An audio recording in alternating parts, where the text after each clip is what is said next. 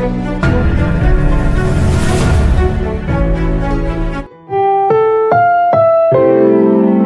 programang ito ay rated SPG. Striktong patnubay at gabay ng magulang ang kailangan. Maaaring may masiselang tema, lengguwahe, karahasan, sexual, horror o droga na hindi angkop sa Welcome back mga ka-episode plus at narito mga dapat nating abangan dito nga lang sa abot kamay na pangarap kung saan ito nga si Moira ay pumunta nga si Apex na may dala-dalang pagkain para nga sa kanyang anak na si Zoe.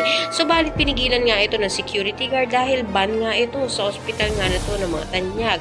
Nakita naman nga ito ni Giselle kaya naman sinabihan niya nga ito na hindi naman na yata kinakailangan bigyan pa ng pagkain itong Zoe dahil malaki na nga raw ito. Subalit ayon nga dito nga kay Moira ay kahit na malaki na ang kanyang anak ay baby niya pa rin nga daw ito at dinadalan pa rin niya ito ng pagkain. Samantalang siya nga raw ay wala nga siyang anak at pinamigay niya ito kaya naman nasaktan nga ito si Giselle. Sa kabilang banda naman nga itong babae na bagong karakter ay malaking posibilidad na may ugnayan dito nga kay Giselle dahil parang hinihiling nga niya dito na sana nga raw ito na nga lang ang nakaratay sa kama at nag-aagaw buhay.